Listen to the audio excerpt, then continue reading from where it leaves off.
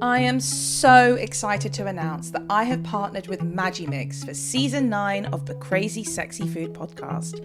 Magimix is a family-owned business that has the amazing reputation as makers of quality kitchen appliances that are adored by chefs and home cooks alike. I remember growing up and always seeing my mum's beloved Magimix on her countertop and the utter ease of how she used it. With their 30-year motor guarantee, these machines have always been built to last. They continue to be relevant as ever in the busy kitchen and make fantastic food processors that make your food go further and reduce food wastage. They are a godsend when it comes to batch cooking and using up leftovers. I use my Magimix every day. If you're ready to step into the world of Magimix with a new food processor, blender, ice cream maker, or any other bit of kit, then simply pop over to their website and use my exclusive code at checkout for a 15% discount. The code is MMCSF9. Don't forget to download the Magimix app, which is full of recipes, tips, and tricks. Make it with Magimix. Hi, and welcome to the Crazy Sexy Food podcast. I'm Hannah Harley-Young. This show is all about the love of food and how it plays a part in our lives. I sit down with well-known personalities, food experts, chefs, and people who, well, just love their food, to find out all about their life, career, and their favourite tastes along the way. Today I'm joined by rapper and musician Avelino, regarded as part of the pantheon of UK rappers and name-checked by the man himself, Stormzy, during his headlining Glastonbury show. Saw him roll call a list of black British music icons. Avelino has been making music for over a decade. His new album, God Save the Streets, touches on the very streets he grew up in North London, how changing a mindset can change your life, using himself as proof. He also has had a foray into the food world, which I'll touch on in a bit. But for now, it gives me great pleasure to welcome you, Avelino, to the Crazy Sexy Food podcast. Thank you so much for having me. I'm happy to be here. You know, it's a good day. It's a beautiful day. It's a perfect day to be here. It is. And also, you drink non-dairy milk. Yes. Is that a thing? You've been doing that for a while? Yeah, for years now. Really? Yeah. And if I'm honest, I'm not too sure what the reason behind that is. Okay. I think, I think there's just got to a point where I just thought about, I don't know, dairy milk, cow's milk, and I just wasn't sure if that was the right thing to do. So are you dairy-free completely, or is it just the milk? Pretty much. Do you know what? I don't really pay such accurate attention to exactly what my diet kind of thing is. But I'm pretty sure I'm dairy-free, yeah. Okay. Pretty sure, yeah. I mean, I respect it because this is a dairy-free milk house. Yeah, and I've had guests come over who've actually nearly walked out and been like, I'm just going to pop to the newsagents to get my own milk for my coffee. Oh, yeah. That was a really good start to the whole situation. Yeah, I'm dairy-free pretty much, Good. So I always start my conversations asking, what did you have for breakfast this morning? Nothing special. I just had a cheeky sandwich. Okay. It was a salmon one. Oh, okay. Yeah. That's all right. Yeah. I can smoked salmon. Yes, I believe so. Nice. Yeah, no, you're good. Okay, and is that quite a regular breakfast for you, or? No, what's it called? It was at a spot in Green Lanes. Ah, nice. I made a stop off in North on the way here. Yeah. And just got a cheeky sandwich, Good for you. Yeah. I like that. Yeah. So you did grow up in North London. You grew up in Tottenham, which is a place very close to my heart because there's a very well-known football team from around there called Spurs. My dad is a diehard fan, and I have just found out 5 minutes ago that you are not a Spurs fan. I'm absolutely not a Spurs fan. So I mean, I've got a soft spot for Spurs, I love this is quite controversial, I feel, and I think we need to talk about it. Yeah, I think we should, man. I definitely think we should. I'm not a Spurs fan, actually, and we got off to a great start, myself and yourself, because we found out we both support the same team, which is actually the greatest team ever absolutely created or invented in the history of humanity. None other than the colossal, iconic, phenomenal, wonderful Manchester United football club. We're going to have to send that segment to Manchester United team. That was brilliant. I love that. Man United. I mean, obviously, that I'm very happy about this, but why not Spurs? So for me personally, obviously I came to this country at about 3 years old. Like, we were like refugees or asylum seekers, you know. And coming to this country, like, my parents weren't into football. There wasn't a football culture in my household, so it's not like there was a football team passed down to us, you know. And also we were poor, so, you know, even if I was into football and I wanted to go to the local team's game, whoever that may have been, that wouldn't have been feasible. So really, I'm just looking at a TV screen with a bunch of teams, and I like Dwight York, I like Andy Cole, I like David Beckham. You know what I mean? All these, you don't choose who you fall in love with. Of course, yeah. And that was Manchester United Football Club. Oh, I love and then that. as you get older, you realize, okay, that's not the local team, and you're getting trolled for it. But it's just like I say, you can't choose who you fall in love with, and it's a lifetime commitment now. So that's what happened to me. Yeah. Although I obviously grew up with a dad and one brother who were huge Spurs fans, my other brother was a United fan. But I remember watching United play, and it was Eric Cantona that did it for me at the time. Like, we're talking old school, and I was like, I must have been like 10 or 11. And here we go. Here we go. I love it. Collar is up. We're talking about Eric. So I remember seeing him on TV, and I was like, who's he? I think I need to support this team. And there we go. The rest is history. You know, I think that it's, you know, I've got to say, it's got to be one of the greatest decisions you've ever made. I know. And one of the greatest decisions you ever will make. So well done, man. Congratulations. This entire episode is literally just going to be about United and how much we love it. But actually, going back to what you were talking about. So you were born in Angola. Yes. I'd love to kind of hear about your childhood, because you came over here when you were 3. So what was your life like when you arrived in the UK, and sort of just paint the picture of like the family setup, and sort of, you know, kind of tell us what was going on. I had good parents, I had, you know, great qualities, as in, you know, morally, you know, hard work, all of these things were instilled in us, pushed us to do our best at school, etc. Obviously, you notice from a young age that you're not so well off, which is, you know, and there was 7 of us, 7 kids in I think it was a 2-bedroom. I mean, so it was. You're one of 7 siblings. I've got 6 siblings. Yeah. Wow. Yeah, exactly. So, okay. Yeah, so it was a squeeze, but, you know, a great one, because you couldn't be closer to, you know, the closest people in your life at the time, you know. So yeah, I think it's interesting, because I always felt I wouldn't have known how to articulate it, but, you know, going to school or just in my life in general, I'd always feel, you know, slightly kind of disconnected from the group, you know what I mean? Just obviously coming from elsewhere, another country, arriving here, you know, maybe not having what I don't know, I see other kids at school have, or even down to, like, you know, even getting a bit older and, you know, not being able to travel here and all this type of stuff, and, you know, when there's a school trip or when, you know, et cetera, et cetera. So that was interesting, but I suppose the benefit of that was I feel like, you know, compared to my peers, it allowed me to kind of, like, you know, think my own thoughts quicker than I may have done so had I felt more a part of, you know, the groups or you know what I mean? So, yeah, that was our upbringing, you know, close with siblings, you know, strict parents, but essentially good parents, you know, and the older I got, the more I learned and realized that, you know, poverty wasn't such a bad thing, and actually maybe it was the biggest blessing I ever had, you know what I mean? Because without it, you know, I wouldn't have the character I have.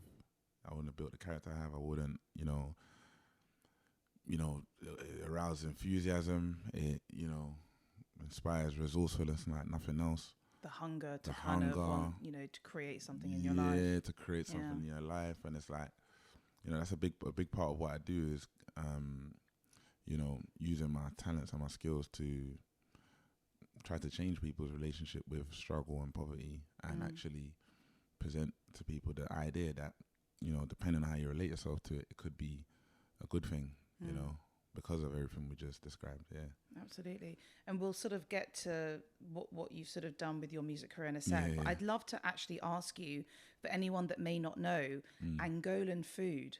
Yeah. What we talking about here? And was your mum cooking Angolan food in London? So my mom's Congolese. And the interesting thing about Angola is, so there's large parts of Angola and Congo that were one country at one time. Okay. Called the Kingdom of Congo. So hence why you find that the mix of being Angolan and Congolese is quite common. And you find a lot of Angolans that speak the Congolese dialect, which is Lingala. Okay. You know, and so, yeah, it was Congolese food in the household. Right. You know, which I love to this day. Had some yesterday at our good old restaurant. And, yeah. So, like, give me, like what would you say is, like, the national dish? Or, like, what's, like, the most popular? What's your favourite? Okay, it's the one that I don't eat because I'm not the biggest meat eater. I rarely eat meat. So, it's like smoked lamb. It's taba, it's called. And it's just kind of the way that it's cooked. It's quite specific to Congolese people. I'd say that's popular kind of national. So it's smoked lamb. Is it in a sauce or is it dry? It's dry. It's really good, definitely. Okay. Like it's slow cooked. Yeah, exactly. Okay, exactly. nice. Exactly. It's very, very good. And is it spicy cuisine? Not as spicy as our Nigerian neighbours. Yeah. Not as spicy. Yeah.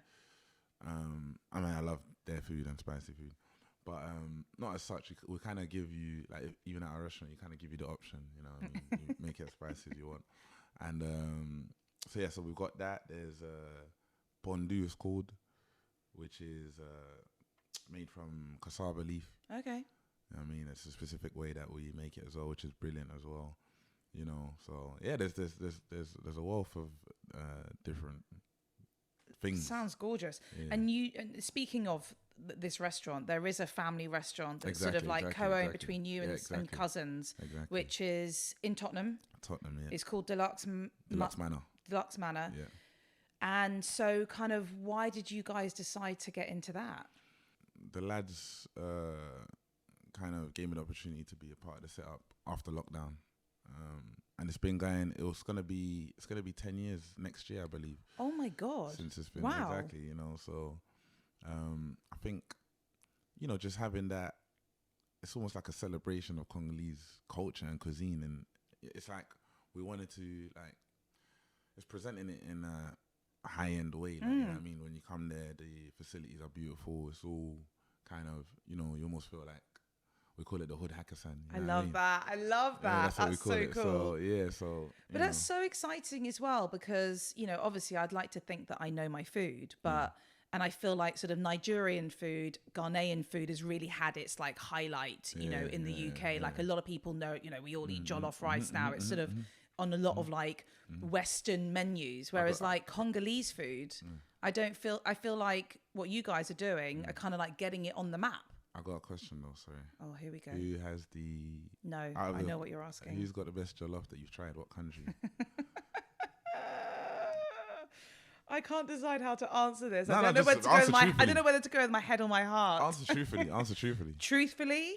I think Nigerian jollof is better. Okay. The reason I will say that is because it was the first jollof I was ever introduced to, like 15 years ago. I also have a very high tolerance to spice. Same. So I think it's a bit spicier, personally. Of course. I've tried both.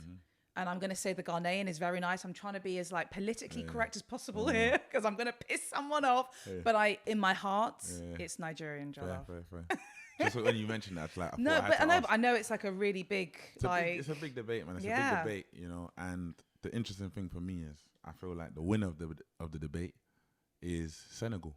Oh, okay. You know what I mean? Tell me more. Never tried it. I think Really? They're masters when it comes to food, yeah. Where can I get Senegalese food in London?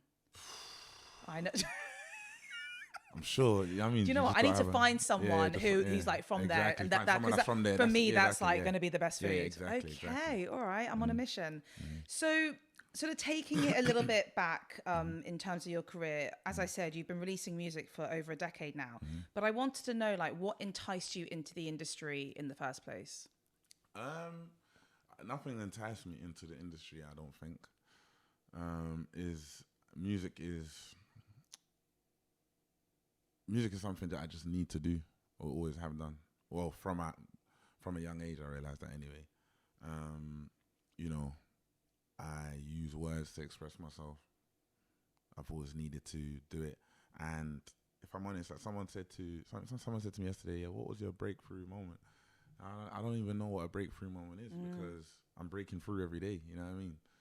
Coming up with new things, expressing myself, putting my ideas down, and you know, setting mini targets, reaching them, and getting to the next one. So I think from the beginning, I remember just going through a lot of things, being a young kid, and finding out that okay, I may not be able to express myself in conversation and necessarily have anyone to talk to. Not that I even knew that I needed anyone to talk to be fair. But actually, I've got this thing here where I can just make lyrics and it feels good and I enjoy it. And I look up to other people who do this, you know what I mean? Rappers, et cetera, et cetera. So it just allowed me, it was the greatest pastime ever at the time. And, you know, bad things will happen. You know, for example, I lose my old man, you know what I mean? Losing friends, you know what I mean, et cetera, et cetera. And I've just got this thing that can just get me through it. And, you know, that kept me, and as soon as I got to the point where I had access to studios, that just kept me in studios, et cetera, et cetera. And because I'm so obsessed with it and obsessed with sharing it as well, you know, you then start to, you know, get a buzz or attraction or, you know, and it slowly builds into this career. And what I've kind of learned from my own personal journey is without like love for the thing or passion, it becomes much more difficult to go the distance because it's that passion that allows you to be crazy enough to continue when, you know, you don't really maybe not have tangible results, you know. So what, I guess, inspires you as a rapper, as a musician? Like what is it? I mean, you know, I know that you've spoken a lot about that, you know, sort of where you grew up, what you experienced has played a massive part in that. And so like, why has that been important for you to communicate that through your music? Because I think the biggest thing is because I feel like amongst my peers or generally I was taught or learned or felt that, you know, we're hard done by, you know, things like life's happening to us, you know, you look at it, you know, you look at our upbringing and we feel, we generally feel hard done by, but it's like the realization and the knowledge that, you know, I'm actually lucky to have grown up the way I've grown up is inspiring because I want that message out there as much as possible, you know. And for that reason, there's always someone new to reach and someone new to connect with and inspire with such a message because I believe I ain't got no exact number to prove it or anything, but I believe that most people will struggle with that concept, you know what I mean, as much as they might hear it. You know, I said to someone the other day, I was like, I find it so fascinating that maybe like the most profound things or profound sayings that have ever been said are like the most cliche ones that go in one ear and out the other. You know what I mean? You tell someone like you can do anything you put your mind to, and that's just like, I've heard that old chestnut, but if that wasn't the case, I wouldn't be speaking into a microphone, talking into a camera, you know what I mean? Et cetera, et cetera. So, but there's kind of a reason why they're cliche, right? Yeah, it's like because they are true. They are true, exactly. You know, so I suppose my inspiration comes from the fact that there's always someone else to influence. You know what I mean? And you know, my relationship with poverty, struggle, etc., changed. And you know, you want to change the world, just change yourself, and then tell everyone how you done it. You know what I mean? And that's the big motivation behind my work. I mean, obviously, you know, we're speaking at a time where, you know, we live in the UK. There is still a very big divide between, in my opinion, between sort of middle class, working class. We're still dealing with a hell of a lot of racism. We're dealing with all the things that we all know is going on. And I guess in a way, like with what you're doing and with the platform that you have, do you feel like you need to be a role model, or perhaps do you want to be a role model for the younger generation that are coming through that perhaps are also experiencing what you were experiencing? You want to be a role model or a leader or whatever it may be. The best thing you can do first and foremost is just lead by example, you know what I mean? You know, and I just really, when I think about it, I just want to be of service, you know what I mean, as much as possible through my talents whether it be rap, whether it be just making things. I just want to be of service first and foremost. And, you know, I don't mind if you look up to the art more than you look up to me. It's as long as it's something I gave to the world, you know what I mean? So for example, when I thought about my album, I looked at the title as being more important than my name, you know what I mean? And that's the reason why I went with the title, because I was like, I need to come up with a title that is more important or bigger than Avelino, you know? And God Save the Streets felt like that, you know? So, yeah, as long as I'm of service, you know, yeah, then I'm okay. What does that title mean to you? It means a lot because it's like, obviously, God Save the Queen is where I got the idea from. Rest in peace. I saw the Sex Pistols artwork for their single, and it just came to my mind. And obviously now it's God Save the King, and you know, growing up, that phrase never really meant anything to me. Never really connected with me because you know we was poor, like you know what I mean. We need saving, innit? You know, and it's just like it's not even like, we don't even say like God protect the king or God save the king. Just seems kind of strange to me, you know what I mean? And I understand it's tradition, but you know, tradition, like you say, is peer pressure from your ancestors. Yeah. Like, how much longer do we allow it to keep a hold of us, you know? So I think it's important because, like you say, in terms of the people that I could be a role model, inspiration for, or help for, it's almost like this is me giving my art to them. Because I look outside in my environment that I grew up in and I'm not happy. Like, I don't like what goes on, but I do also understand that the problem is much deeper than just, you know, bad people doing crime, etc. and violence. It's a state of mind. It's a, you know, lack of self-value, like not understanding, you know, that we all have the power to think our own thoughts. You know, naturally humans have a herd mentality, and you know, we don't necessarily learn or understand how our environment or circumstances influence us. But you know, if there are things that I understand, then it's my job to share what I know with a view to helping people, like especially people coming from where I'm coming from, because I know that I grew up around crime, violence, etc., etc., and I do understand that, you know, it's a state of mind that's contagious. You know what I mean?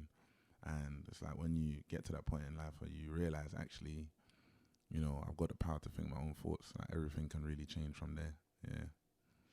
Do you think, though, that mindset kind of also comes from a form of like inner strength? Because I have spoken to like a lot of people from sort of similar environments, you know, who have grown up in areas with high crime, poverty, discrimination, you know, sort of all the above.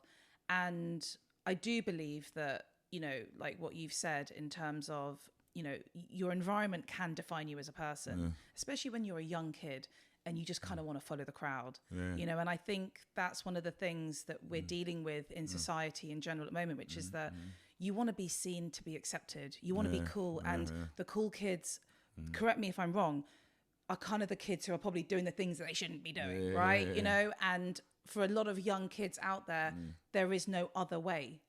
And then you just get into that rat race. 100%. You know, and so does it come from some other inner strength, or, you know, what is it? Is it parenting? Is it what's going on at home? I think it'll be a mixture of a lot of things, you know what I mean? And I don't know if this addresses the question directly, but my thoughts is always, for me to get to, sometimes the worst thing that happened to you can be the best thing that ever happened to you. So my dad dies, should be a tragic event, which at the time, of course, it was. But then When was that? I was about 14 or 15. Okay. But then when I look back now and I go, because your old man passed, you made your surname, your stage name, you know, to them proud, etc., and you built a life and career and moved down the right path. Then I'm like, this wasn't a negative event.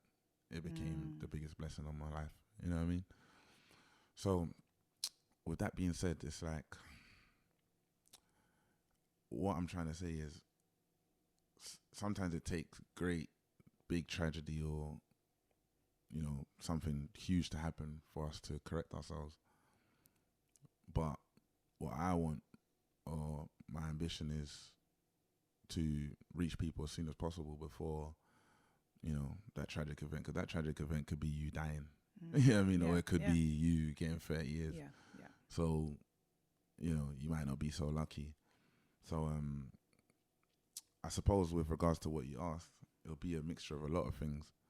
But the most important thing to remember for me when I wake up and I do what I do every day is that sometimes it's hard to become something if you don't know how to or don't see the example, you know. So you got to do what you can to be a part of, you know, the communities around you and do as much as you can, you know what I mean? Absolutely.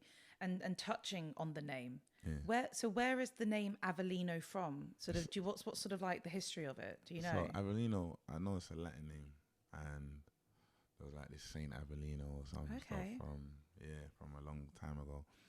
Angola is most people speak Portuguese, like mainly across the country, so hence the name that I have, etc. And that's as much as I. It's really... a nice name. Cool, I have to say, it's like, right. well done on your name. Well done. Right, like, I like. It's just like sometimes you get, you know, especially with like rappers and things. Sometimes I'm always a bit like behind the scenes. I'm always a bit like, nah, I'm not buying it. I'm not buying it. I know it's your actual name, but like, it's a good name. Thank you. I'm not just saying that because you're sitting here. Appreciate that. Well done. Thank you. You did well. I appreciate that. Thank you. Something that I would love to ask you that I've had a couple other rappers like on the podcast before, but the art of rapping, I find fascinating. Yeah. When did you realize that you could rap? Because I think it's an incredibly difficult talent. So I didn't start off being so good. Like, not many people do. So do you think it's a skill that you sort of hone in? Yeah. You know, you got to practice it. You got to.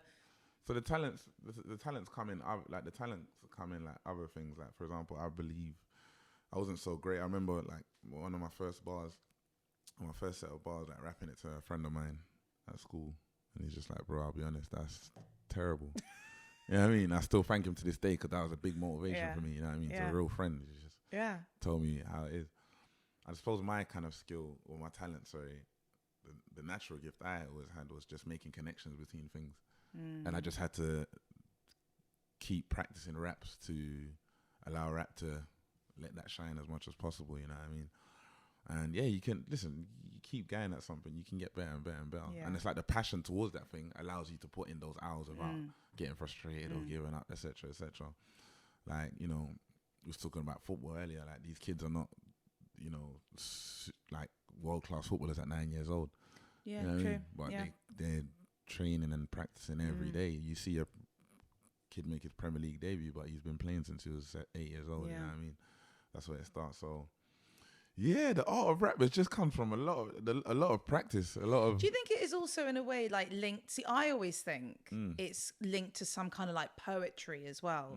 You know, especially because you're a wordsmith in that sense, right? You know, what you're writing, it means something. It's. I don't know. It's whether you're rhyming, whether it's just I don't know. For me, it's it's poetical. 100%. That's how 100%. I see it. Yeah, no, it is, man. And I think the best rappers, I feel like you just get who you are out in the best way. You know what I mean? So it's like you put in your hours and you keep doing what you're doing, and then maybe you have my style, or maybe you have, I don't know, Drake style or Future style, whatever that may be, like the excellent version of that. It's like it should be. Who is currently your favorite rapper? Currently, my favorite rapper. That's a very good question. I mean, like I'm gonna judge you on it. Anyway. Like my hero is like Jay-Z. That's my goal. Okay. That's like my goal in it. But who's currently like my current favorite? I mean, we can take Jay-Z. Like your favorite rapper of all time. I guess. My favorite rapper of all time is Jay-Z. Yeah, Jay-Z. Okay. Yeah. And still current. Yeah. Kind of. Yeah. You know. Yeah. I'm just thinking, have I had anyone on rotation recently? My other favorites are like not like Jay-Z. Like who? Like Kodak Black and Future. Okay, and yeah, nice. I love Future. I like them guys a lot. Okay. But Jay-Z's my goat though. I have a very massive, I think Drake's huge underrated. soft spot for Drake. I think he's I think he's underrated. Thank you. I respect because that. as much as he's a mega star, like you know, he's a very, very good rapper. Like he's lyrically, technically, No, I quite love Drake. brilliant. No one can say anything bad about Drake. Yeah, in he's front of brilliant. Me, It's brilliant. It's brilliant. So, okay, something I always ask every musician that I'm always fascinated by: what's on your rider when you're on tour, you're performing? What are you asking for in the dressing room? What do you need? I ain't been on tour in a little minute, but I'll tell you my old rider. My old rider would have been like loads of alcohol. Okay, what we drinking? There'd be like, obviously not just be for me, my friends as well. So like Hennessy, okay, champagne, okay, Moet, tequila, Donahue. yeah, you know what I mean. Okay, you're going in with all the good boys. Yeah, they would all be there. Like that would have been my rider now. Okay, any snacks? I need like a pack of Haribos. Okay, yeah. Not now though. No, at all. No chance. But that'd be about it. And mints. Okay. And do not you mince eat? As in mince meat or Yeah, mince as in mince. M-I-N-T-S. Fresh breath. Yeah, exactly. Fresh exactly. for that mic. Yeah. And would you eat before you're performing, or are you quite?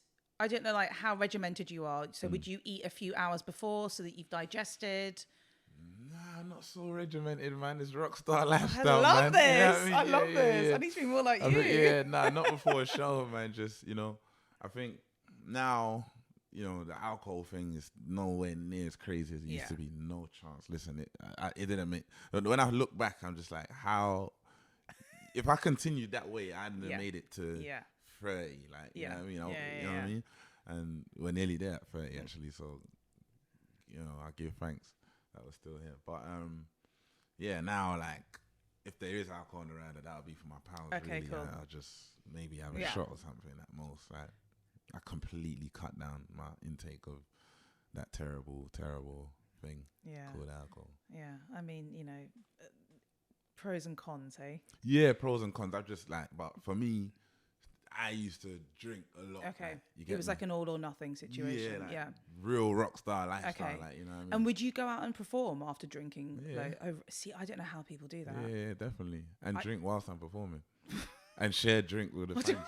Yeah, 100%. I know that is proper rock star Yeah, lifestyle. definitely, Okay, 100%. I mean, the fact that you can even remember your lyrics whilst drunk. I don't even know if I was doing maybe that. Maybe you were. Maybe Yeah, you were just freestyling at that point. Yeah, I don't even know if I'm honest. I love that. I don't even And then know. sort of taking it back home. Do you cook a lot at home? No, don't Come cook a lot, on. man. I don't cook a lot, man. I'm not. If I'm honest, I'm not a brilliant chef, but I love food as most people probably. What's the last thing I made? I just made a cheeky little pasta, green pesto. Okay. Put some prawns in there. Do you know what I mean? Oh, that's all right. That was a little vibe. You know what I mean? Put my little vegetables in there. Nice. Yeah. Okay. So that would you say what would be like your speciality if I was coming over? Like what are you gonna make? I'm not pasta with prawns. No, do you know what? No. I can make basically might sound different. I can make a peanut butter stew chicken. Oh, nice. Okay. Isn't that a Ghanaian dish? Like peanut, a peanut stew. Okay. We do it as well. That sounds delicious. Well. Okay. I can do that one. Okay. I was on a cooking show once and done it. What cooking show were you on? It's on GRM Daily. I can't remember the name of the show, but I'll find it and show you. I made it. They liked it. Really? Okay, nice. I can't remember what I made it with. Obviously, I think there was rice, some plantain. That sounds delicious. You know what I mean? Yeah, okay, it's cool. That's nice. Yeah. One is there any food that you dislike? Food that I dislike? There is, of course, there is. Like it could be like vegetable that you don't like, or I don't know. Like I hate mushrooms. I don't hate mushrooms. You hate mushrooms? I will never eat a mushroom. Actually, Serious? I did recently eat one, but I won't ever eat a mushroom again. Well, how come? What I just don't like. I hate the consistency. I just hate them. Blah. Vile. I don't like what's them things called? Gherkins. I don't like those. Like pickled cucumber thing. Yeah, okay. I don't like. Do you like olives? Yeah. Okay. I like olives. Okay, so no gherkins. Yeah, I don't like gherkins. What 3 items? How come you asked about olives though? Because I kind of feel like they all fall in the same sort of like. But you think they're quite different though? Well, sometimes like gherkins, olives, capers are all kind of like in like a brine or like a. Yeah, but gherkins is just. Oh, I love a gherkin. Seriously, yeah, I love a. no. I eat them just out the fridge. I'll just pick it out of the That's jar. what my sister does I as well. love them. That's what my sister did. I tried it. I was like, oh man, I don't know. Oh, they're so good. What 3 items are always in your fridge? That's if there are 3 items in my fridge. Yo, I'll be real. Because you know what it is, I realize like everything just goes off, innit? Like, you get me? Yeah. So it's like, yo, and I'm always out. So 3 items. Lemons, because obviously for water. Okay. I mean lemons. Nice. Ginger. Nice. So usually I have ginger. Okay. For the juice, because I do Yeah. like orange. I do like an orange. Put oranges in there. Ginger. Lemon. What else do I put in there? Lemon, ginger, and a bit of sea salt. That's what it is. sea salt Yeah, it's just good for you, man. into your juice. Yeah. Wait, so hold on. So this is like a shot. Is it like a shot of Bit ginger? more than a shot. It's like around. Okay, let's start from the beginning. So we're doing ginger, lemon, and sea salt. Yeah, but obviously oranges. Oh, and orange. Like okay, that's so interesting. But like 2 oranges, so you Okay. can drink it. It's Yeah, not like I don't want to. yeah. No, because yeah. yeah, You know what I mean? that sounds quite nice. Okay. Like probably 3-4 times a week. Okay, that's very healthy. Good for you. I like that. I like that. When you are out and about, where are some of your favourite restaurants to go to? Deluxe Manna in North London, Tottenham, greatest restaurant of all time in the history of the world. First and foremost, another restaurant I like. I'm not just plugging my pals. There's a restaurant called Manor Mayfair. It's in Mayfair. Brilliant restaurant. I mean, they are my pals that run the place, but it's brilliant. It's excellent. So everyone get yourself down there after you come to the Deluxe Manna in North London, Tottenham, the greatest restaurant of all time in the history of the world. I like. What else do I like? I like. There's a place called Park Chinois. It's great. I know it well. Central, yeah. I like Park Chinois. The food's brilliant there. Novoca's excellent. I think Novoca's food's very nice. There's a place called Boccacino. Yeah. That's very nice. We're talking about Berkeley Street right now. Yeah. Exactly. Yeah. But there's one that left my mind. The main. Okay, that place, I've been there. Crazy. It's so cool there. The food is very good. Yeah. Did you watch the performance there? Yes. They have like a whole burlesque dancer I love it there. It's so old school. You sort of feel like it could be like out of like The Godfather or something and you're going to see like a whole team of like mafia just sitting there. Like, yeah, I love it there. The food. Very nice. Are you a starter or dessert person?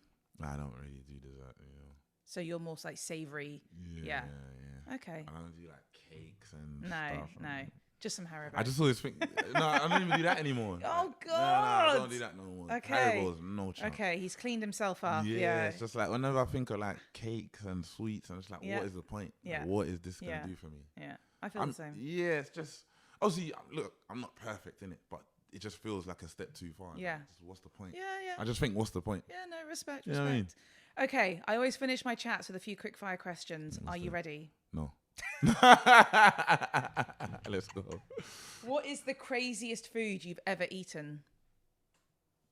Maybe a snail, escargot. Have you tried it? So I actually have a really terrible phobia of snails. Serious? So the thought of even eating one is like you're pushing me like way too far. Escargot's a bit like unacceptable. Okay, that's a good one. What has been your most memorable meal? It's meant to be quick fire as well, isn't it? It's all right. We read it. Oh, excuse my friend. You can swear as well. Oh, is it? Fuck. Thank you. I've been holding that shit in the whole time, bro. Fucking hell. Fuck's sake. Shit. I'm actually done. Fuck. Oh my God, Honestly, this is brilliant. Bro, like, I've been, listen, fucking hell, mate. Oh my God. He's sad. He's like, all right. I'm at the table. I'm here. Tell me, ask me anything. So there's a memorable, it's a Congolese dish called fumbwa. Have that with a bit of semoule. Brilliant. And is there a particular time in your life where you've had it that is just like... Every single time. And do you eat that with your family? Yeah. I had it yesterday. Okay. At my restaurant. Yeah, I had it yesterday, yeah. Explain what it is again. It's like, I think it's like a rare plant. Okay. And it's like, just the way it's cooked, like just peanuts. So is it vegetarian? Yeah. Interesting. I'm gonna have to come. I think some people put like fish in there and stuff. Okay. But I don't want it with none of that. I'm really intrigued by this cuisine. I need to come. Yeah. Okay, this is going to be the most important question I ask you all day. In fact, this is going to be the most important question you're ever going to get asked your entire life. Then it has to be to do with Manchester United Football Club. It's the second most important question you're about to be asked. Okay. My favourite snack of all time is a packet of pickled onion Munster Munch. You can see that actually in Pride and Place. That is brilliant. That's one of the greatest things I've ever seen. What is your favourite flavour of crisps and why? Oh, I don't really do crisps. No, don't do this to me. Don't do this, because I really like you and I feel like we've had a really good chat and you're going to ruin it. I don't really do crisps. No. Okay. Come on, take it back to your childhood.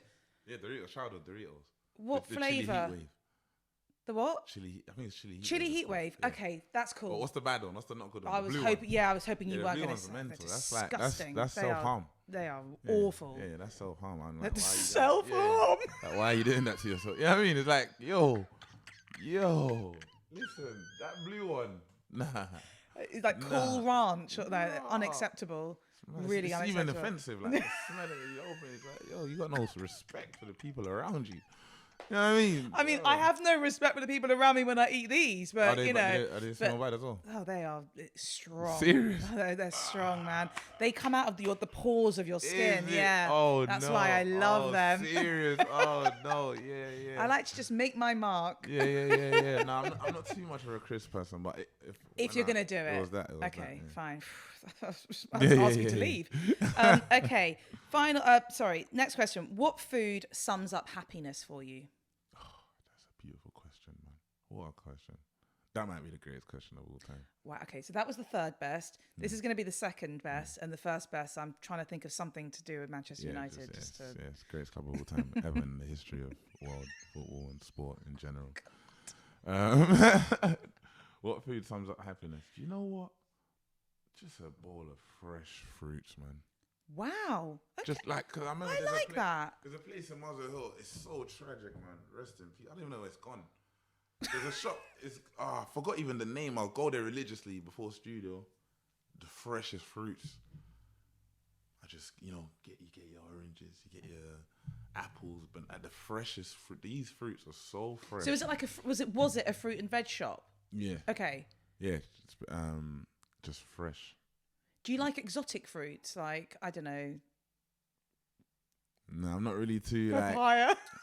Obviously they're like, good. Do you like, because like my favorite fruit probably is papaya or like guava or kiwis or that sort of stuff. And do you know what it is? Yeah, but do you know what it is? The reason why I chose that as defining happiness is because there's other foods that I maybe enjoy more in the moment.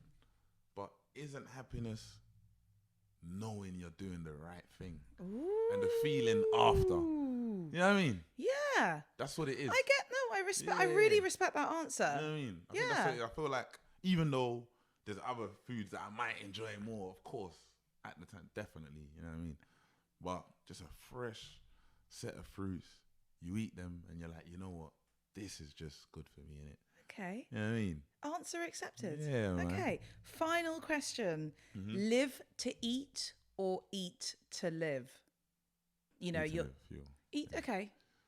Fuel 100%. Health is wealth is another one of them things you hear and it's like, whatever. No, it truly is. Good. Ask Steve Jobs. Do you know what I mean? Rest in peace. One of my heroes. Yeah. But ask Steve. You know what I mean? He had all the money in the world and unfortunately, not with us due to unfortunate health issues. You know what I mean? So, got to do our best. You can't control, what happens, but you can do your best to look after yourself. It's like a footballer can't control getting injured, but they're still going to warm up and stretch. There was going to be another football reference in there somewhere. You were supposed to get it in there. You can't control when you pull your muscle. Yeah, no, you're right. Stretch and boom, and you do what you got to do. Yeah. So it's the same with, I'm not saying because of eat this way and nothing's going to happen to you. Yeah. But I'm sure it's less likely, you know what I mean? Okay. Well, this has been an emotional roller coaster, and I've absolutely loved it. Thank you so much for coming on. Wishing you the best of luck with the album. Wishing you the best of luck with the future. I'm going to come and eat Congolese food because it sounds really delicious. Sort yourself out with your snack crisp situation, and long live Manchester United. The greatest football club of all time in the history of football. Just putting it out there. I don't know if I said it before, but yeah. Until next time. Thank you. Thank you for listening. If you love what you hear, please subscribe and review. Don't forget to follow me on Instagram @CrazySexyFood and check out the Crazy Sexy Food YouTube channel. Until next time, bye.